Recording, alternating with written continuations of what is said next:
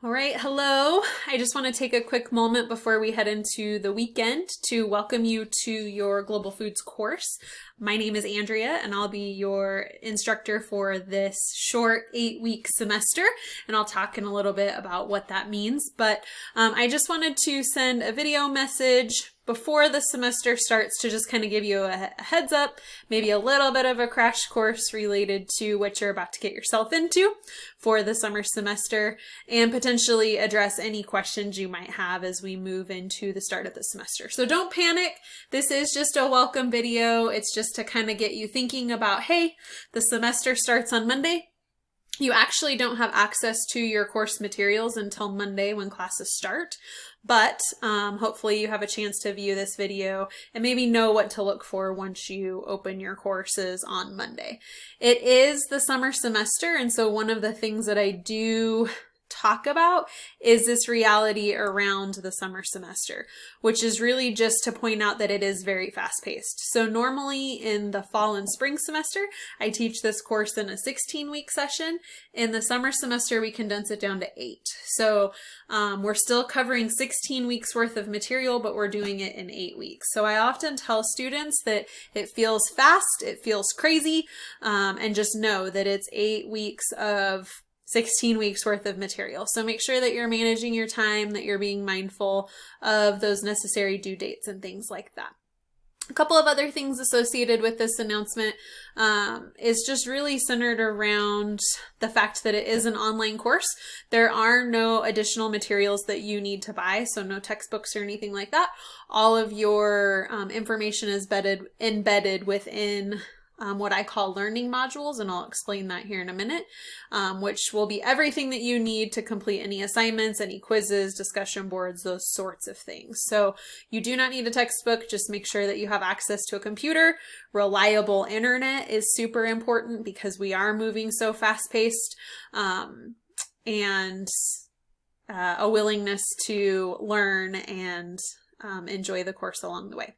So this is a global perspectives course with an ethics designation. So we talk about different food issues that are definitely food issues over time. And so we address things from organic farming to biofuels to genetically modified organisms. We're going to talk about pollinators and colony collapse disorder with our bee population.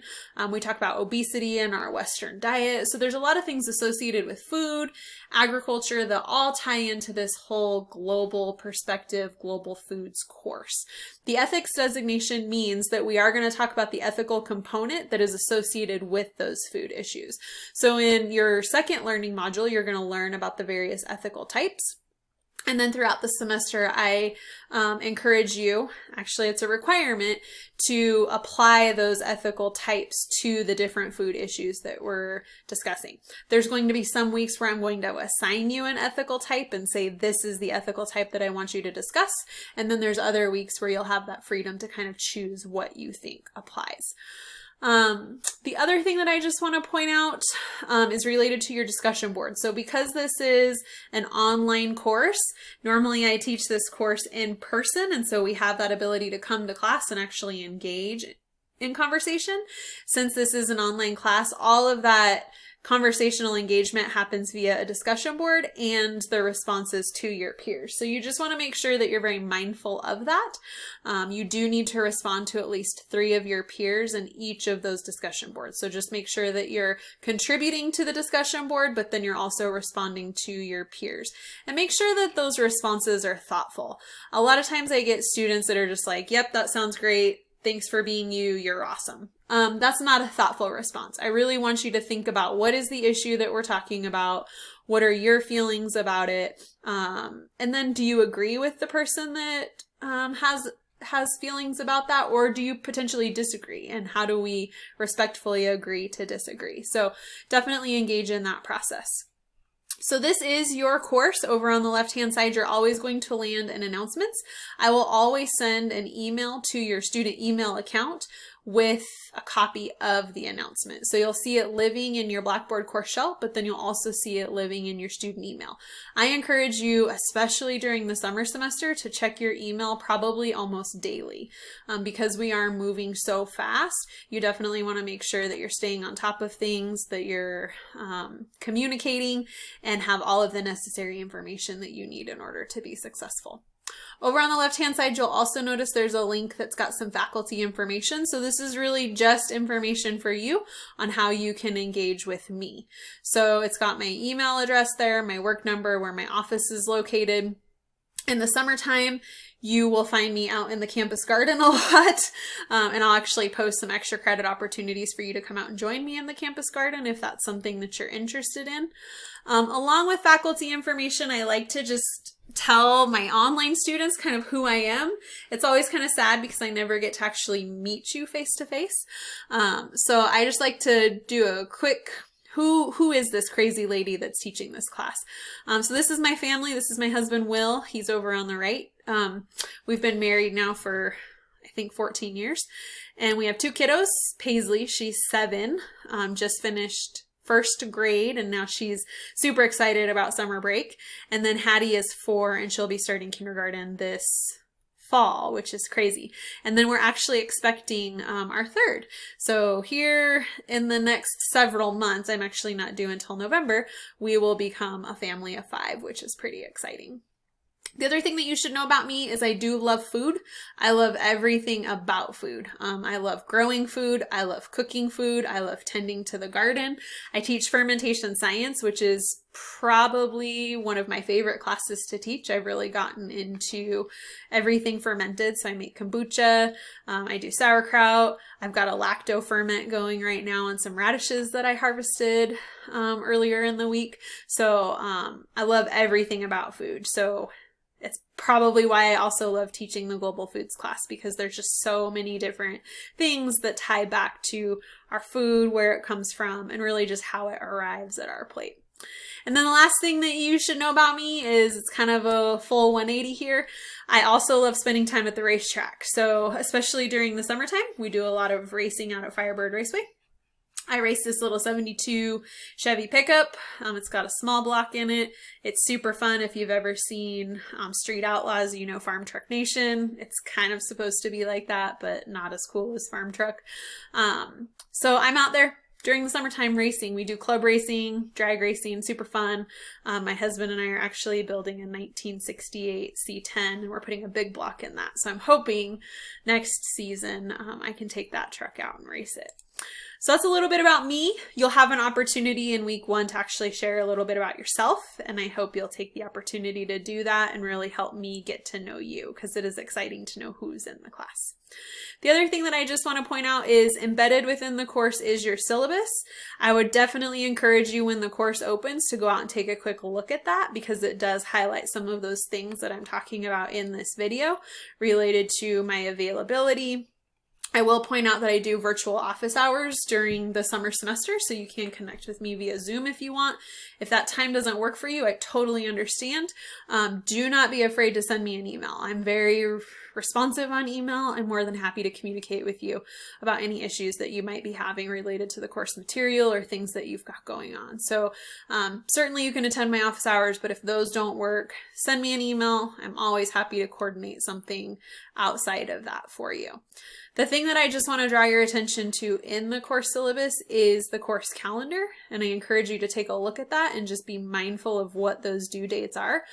The best rule of thumb, so like I said, we're covering basically twice the material in half the time. So it's really 2 weeks worth of material crammed into 1 week. And so in those learning modules, the odd numbered weeks are due on Wednesdays and the even numbered weeks are due on Saturdays. So modules will open at midnight, and then students have that time frame to be able to work through that material. So just know that I would commit these things to a calendar or whatever works best for you to keep track of what we've got going on this semester, so that you're mindful of those things. So that syllabus is embedded within your learning module, and then right below that is those virtual office hours if that's something that you choose to attend. One of the things that is probably unique to my course is all of my stuff is embedded within a learning module. So like I said, those learning modules activate when we're actually working through those course materials. So I don't actually open anything early. I encourage students to just work at the pace that we're going throughout the semester. That really provides fruitful conversation, ensures that we're all engaged, active participation, those sorts of things. So when you click on a learning module, you're going to notice that there's usually an announcement just kind of giving you a heads up as to what's going on during that time. I always include a checklist to help keep you on track, and then any necessary information that you need in order to be successful for that checklist. So week 1 is pretty light, but it is due by Wednesday, so you want to make sure that you pay attention to what needs to happen out there in that week 1 learning module. So you've got a syllabus quiz, and then you've got a discussion board that you want to make sure that you contribute to. And like I said, those things are embedded within the course module, learning module itself, so you can access it there. The current events, we're going to do weekly current events. So normally in the fall and spring, we do weekly current events, but we do 16 of them. It didn't make sense to do 16 weekly current events every like 3 days. So I spread it out to where your current events are only due on Saturdays. So you get a little bit of a break there, I suppose, for your current events. A lot of students ask me questions like, where do I find current event information? Within this announcement, I have posted some helpful links. You just want to make sure that the sources that you're using are fairly reliable. So try not to give me some sort of, I saw it on The Onion, and so it must be true. Try to find sources that are actually resourceful and actually provide, I would say, not necessarily unbiased news, but definitely news that is actually happening around the world. And believe me, right now there is no shortage of things happening around the world. Just recently, I was watching the news yesterday, and they were talking about some of the meat packing plants that have been impacted by some hackers that are now slowing down the process, shutting down facilities, requesting money, those sorts of things. And so you really want to think about the impact that that has on our global food supply, right? So if I'm a consumer of meat, and if this is happening, does that mean in the long run, potentially I might pay more when I go to the grocery store for the meat that I buy? So think about really the issue itself, but then the impact that that might have on you as a consumer. So that is a quick crash course. Like I said, everything that you need is embedded within the course itself, but please, please, please, if you have questions, comments, concerns, you're needing help with anything, don't hesitate to reach out to me. I am super responsive to email. If you need to wait until my office hours, that's okay, but I encourage you, if it's something you need, send me a quick email and I can help you navigate through that. I welcome you all to this crazy, fast, furious summer semester. It's going to be 8 weeks of kind of living, breathing, eating, figuratively and literally, everything related to food production, those sorts of things, and the issues surrounding it. So just know that and be prepared for it. I hope you all have a great summer semester. I hope you have some fun things planned in between, and don't hesitate to reach out if you have any questions at all. See you soon.